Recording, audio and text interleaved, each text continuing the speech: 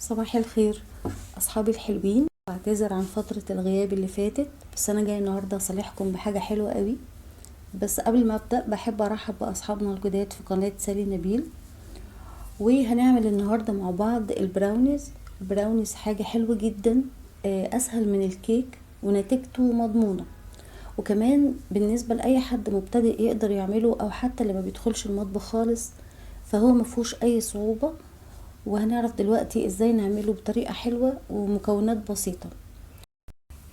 فاول حاجة في المكونات معايا 100 جرام من الزبدة بدرجة حرارة الغرفة، ومعايا 200 جرام من الدقيق يعني كوباية تقريبا، و100 جرام من الكاكاو الخام يعني نص كوباية، و200 جرام من السكر الابيض، و100 جرام من السكر البني. لو مش متوفر السكر البني ممكن جدا نضيف معلقة صغيرة من العسل الاسود على النص كوباية من السكر ونقلبهم. لو مفيش عسل اسود ممكن نستبدل الكمية الصغيرة دي بالسكر الابيض برضو، ويبقى كده اجمالي السكر عندنا حوالي 300 جرام. وعندي كمان 2 بيضة وفانيليا. الخطوة اللي جاية دي اختياري.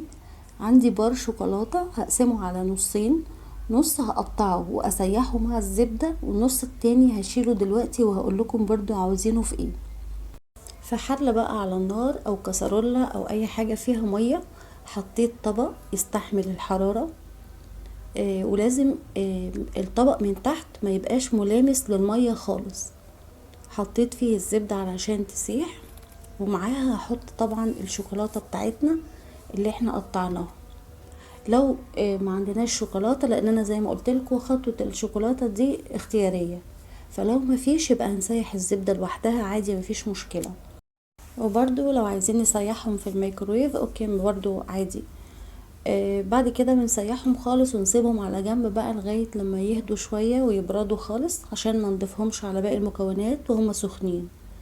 بضيف الاول بقى في بولة السكر الابيض 200 جرام اللي هما تقريبا كوباية، وبعدين بضيف السكر البني زي ما قلت لكم. لو مش متوافر هنستبدله بالسكر الابيض برضو، ده نص كوباية يعني كوباية ونص. بعد كده بنضيف معاهم 2 بيضة والفانيليا، هضربهم بالمضرب الكهربائي او اليدوي ينفع برضو. نطمن ونتأكد ان السكر كله داب في البيض. من وقت للتاني بوقف المضرب وبنزل الجوانب علشان اطمن برضو ان كل السكر اللي اتنطر على الحواف بتاعة الطبق كله نزل تحت وداب. الخطوة اللي بعد كده ان انا بضيف على خليط السكر والبيض، بضيف معاه الزبدة والشوكولاتة اللي احنا مسيحينها معاها، او الزبدة بس لو مفيش شوكولاتة. كده كده احنا هنحط كاكاو، فبضيفهم معاها وبرجع اضرب برضو تاني شوية علشان نخلط المكونات دي كلها في بعض. وبرضو كخطوة تأكيدية ان السكر فعلا ما بقاش فيه اي حبيبات ناشفة. عندي بعد كده الدقيق والكاكاو، هرش عليهم بس حبة ملح صغيرين، يعني ربع معلقة او اقل كمان من ربع معلقة الملح الصغيرة. وبعد كده بحط معلقة من القهوة سريعة الذوبان اللي هي النسكافيه، علشان ده بيعزز طعم الشوكولاتة. وبقلبهم مع بعض بقى مش بالمضرب لكن بالمعلقة او بالسباتولا كده مع بعض، بخلط المكونات مع بعضها. وفي اضافة مهمة اللي هي معلقة زيت واحدة، اي نوع زيت يكون بس من غير ريحة، بحيث ان دوت اللي بيدي للبراونيز الطبقة اللي فوق دي اللي هي بتبقى بتلمع. العجينة بتاعت البراونيز المفروض ان هي تبقى تقيلة زي ما احنا شايفين دلوقتي، مش المفروض ان هي تبقى خفيفة زي بتاعت الكيكة. دي اول ملحوظة. تاني ملحوظة، البراونيز ما بيتحطلهوش اي مواد رافعة زي البيكنج باودر، لان هو مش هيبقى مرتفع زي الكيكة خالص. هو نوع اكتر بيميل للبسكوت اكتر منه كيكة. انا هنا اضفت النص التاني من بار الشوكولاتة، اضفته على العجينة وقلبته معاهم. وزي ما قلت لكم دي خطوة اختياري، اللي حابب يضيف مثلا قطعة شوكولاتة متقطعة او الشوكولات شيبس الصغيرة او حتى المكسرات براحتكم، دي خطوة اختياري تماما. لو مفيش اي حاجة من دي يبقى العجينة لوحدها كفاية جدا. شغلت الفرن مسبقا علشان يبقى سخن واخد درجة الحرارة الكافية، وبدأت ان انا احضر الصينية بتاعتي.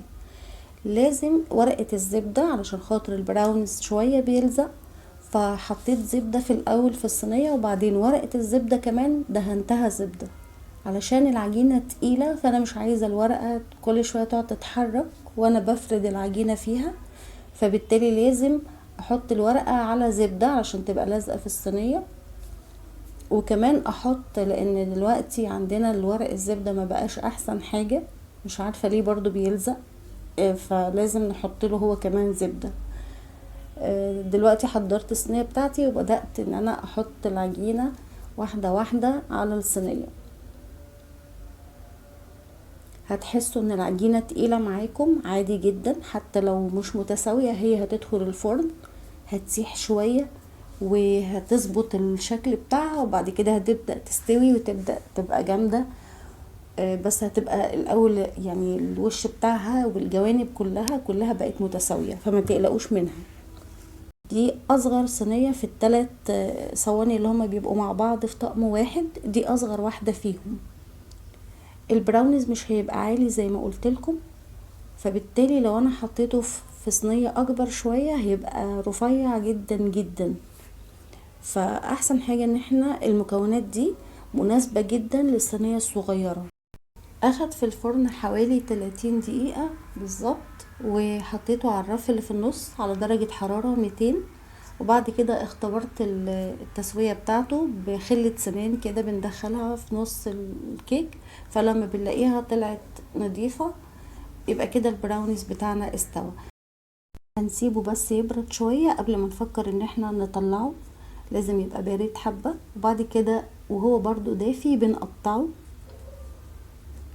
هنلاحظ ان الحروف بتاعته بتبقى مقرمشة، مش بتبقى طرية زي الكيكة الحروف بتاعته. وكمان الوش لما بنسيبه يبرد خالص الوش والقاعدة بتاعته من تحت كمان بيبقوا مقرمشين. الحتة الوحيدة بس اللي هنلاقيها طرية هي اللي جوه. وطبعا الشوكولاتة اللي احنا ضفناها في العجينة وقلبناها مع العجينة بتبقى عاملة زي بحيرات شوكولاتة سايحة كده في النص، فطبعا بيبقى طعمه روعة. برضو من الحاجات الكلاسيكية قوي اللي بنلاقيها في البراونيز ان لازم الوش بتاعه يبقى مكرمش كده وعليه زي كسرات كلها كأنها حتت مفتفتة وبتلمع.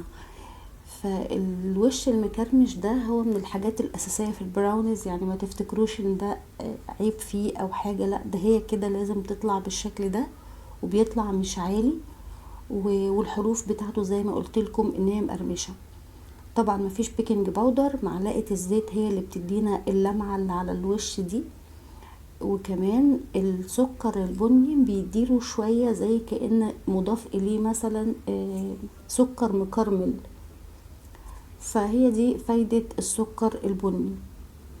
طبعا اللي مش متاح عنده سكر بني يقدر زي ما قلنا يستخدم السكر الابيض. الصينيه الصغيره بتاعتنا عملت 12 قطعه، بس عايزة اقول لكم فعلا ان طعمها في حتة تانية خالص، طعمها جميل جدا وبتعجب الاولاد قوي. وطبعا يعني في العميل كله ما اخدش حوالي 45 دقيقة بالظبط بالتسوية بكل حاجة، فهو تحفة. فاتمنى ان انتوا تجربوه وان شاء الله يعجبكم. شكرا جدا على متابعتكم، واشوفكم على خير في الفيديو الجاي. باي باي.